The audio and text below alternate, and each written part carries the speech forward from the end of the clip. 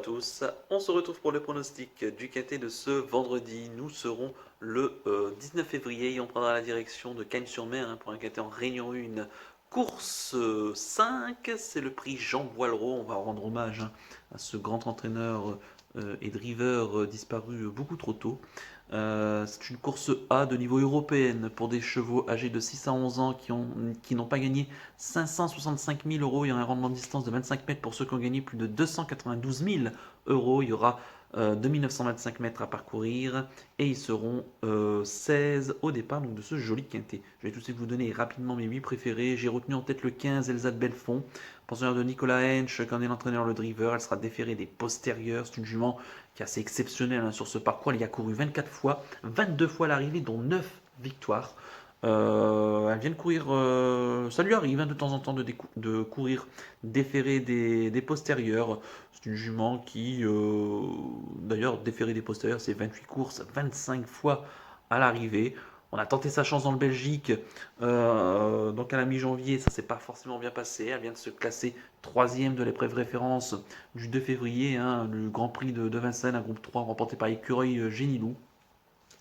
Moi, je pense que c'est la jument de la course. Je pense qu'on a vraiment axé cette course ici.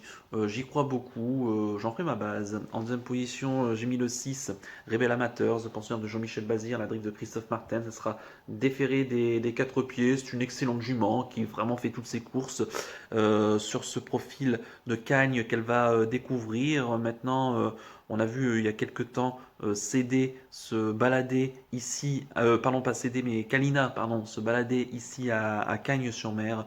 Je pense que Rebel Amateurs, si elle suit la trace donc de sa comparse d'entraînement, attention à elle, ça m'a l'air d'être une jument qui sera peut-être mieux d'ailleurs sur piste plate. Et surtout les Martens qui actuellement, en tout cas Christophe Martens qui est en pleine réussite, surtout sur cette piste de Cagnes. Moi je fonce. En troisième position j'ai mis le 16, Bulle de Lomont, pensionnaire de Stéphane Singlan qui en est l'entraîneur, le driver. Restera ferré, c'est pas forcément gênant. Elle qui vient de se classer un 9e du Grand Prix de Vincennes, mais auparavant, donc 3e du prix de la Côte d'Azur, où elle finissait très très bien ce jour-là. Elle n'aurait qu'à répéter cette perf pour s'immiscer ici à l'arrivée, même au 25 mètres, c'est la plus riche. Elle est peut-être un peu moins tranchante que par le passé, mais on n'en reste pas moins une excellente jument. Moi, je garde. En quatrième position, j'ai mis le 5, Écureuil Génilou, pensionnaire de Louis Baudron, la drive de Gwen Junot. Il sera déféré des postérieurs. Il vient de remporter la course référence, donc le Grand Prix de Vincennes, un groupe 3. C'est un cheval qui vraiment excelle du côté de Cagnes-sur-Mer. 19 courses sur le tracé, 14 fois l'arrivée, dont 9 victoires. C'est quand même assez incroyable. Voilà, il s'élance au premier échelon. Si ça reste sage d'un bout à l'autre du parcours, parce que de temps en temps il peut lui arriver de bricoler. Mais en tout cas, sur cette piste de Cagnes, il a l'air d'être infaillible. Je l'ai peut-être mis que quatrième, mais évidemment, si vous voulez le mettre en base, prenez-le en base.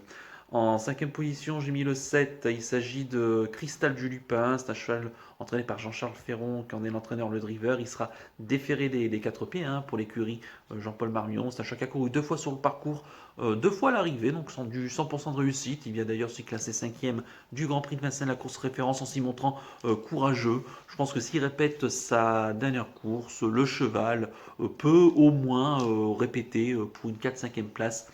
Là encore, pas mieux, je pense. En sixième position, j'ai mis le 10, Belle Émotion, pensionnaire donc de Pierre-Alain Rinalt Boulard, la drive de Tony Le Belair. Elle sera déférée des quatre pieds. C'est une jument qui m'a l'air de se retrouver ces derniers temps. Elle vient de prendre une belle 4e place dans un quintet le 11 février. Course remportée par décoloration devant Conchita Nagilou et Dacha. Elle devant ses Class Action qui a répété par la suite. Non, la jument, il m'a l'air vraiment d'être en pleine forme. À voir avec le profil de Cagnes-sur-Mer, mais elle est bien engagée à la limite du recul. Non, là encore, il n'y a rien à dire. Elle doit lutter pour les belles places. En septième position, j'ai mis le 8. Il s'agit de Derby de Souvigné, le pensionnaire de Romuald Maurice, qui en est l'entraîneur, le driver. Il sera déféré des quatre pieds. Pour moi, c'est un chat qui a plus trop de marge dans cette catégorie, qui est un petit peu du. Voilà, qui termine très souvent aux portes on va dire du quintet, hein, des 5 premiers. Il termine souvent 6-7e, avec un parcours favorable. L'engagement est plutôt favorable au premier poteau. Les penseurs de Romuald Maurice qui commencent à revenir en forme. Le cheval a couru 18 fois sur le parcours, 6 fois à l'arrivée, donc il a 33% de réussite. Pour moi, il peut, pourquoi pas, surprendre pour une 4-5e place. Et puis enfin, en 8e position, j'ai mis le 9. Il s'agit de Bambino Dupré, pensionnaire de Stéphane Singlan, et la drive de David Beckard, qui sera déféré des 4 pieds. Il vient de rejoindre les box, hein, de Stéphane Singlan, cet ancien pensionnaire de Philippe Gaillard. Va retrouver Cannes-sur-Mer, auquel il connaît déjà. Il a couru 7 fois, 5 fois à l'arrivée. Attention, hein, il n'a plus été revu sur cette piste depuis août. Enfin, en tout cas, depuis sa deuxième place, pardon, du 18 juillet, sur un 2007. Donc attention à lui quand même. Moi, je ne le négligerai pas pour une belle place. Là encore, l'engagement est favorable à la limite du recul. Quant à mon regret, ça sera le 4 Eden Basque, le penseur de Nicolas Hench, la drive de Guillaume Lemoine. Il restera ferré. C'est un chat qui vient d'être terminé 4e de notre course clé, donc du 2 février sur ce parcours. Il restait ferré, il causait une belle surprise. Bon, le cheval, enfin une belle surprise. En tout cas, c'est un chat qui a de la qualité, mais qui est vraiment très fantasque. Franchement, il n'aurait qu'à rester au trot pour s'immiscer à l'arrivée, mais c'est un chat qui est vraiment très difficile à comprendre. Il vaut largement, je pense, un lot de ce style, mais c'est un peu un alinéa quoi, du Sud-Est, qui d'ailleurs court ici, alinéa, auquel je n'accorde plus trop de crédit. Mais retenez-le quand même dans un champ réduit. Ce Eden Bass qui peut, comme la dernière fois, pimenter les rapports. Je répète mon pronostic en chiffres, le 15, le 6, le 16, le 5, le 7, le 10, le 8 et le 9, avec le 4 en regret. Mon coup de cœur dans ce quintet, ça sera le 16 Bulle de Lomont. Je la rachète au vu de sa dernière course. Et ça répète lors de son avant-dernière sortie où elle prenait la 3e place à plus de 35 contre 1. C'est que d'ailleurs j'avais pris en coup de cœur ce jour-là.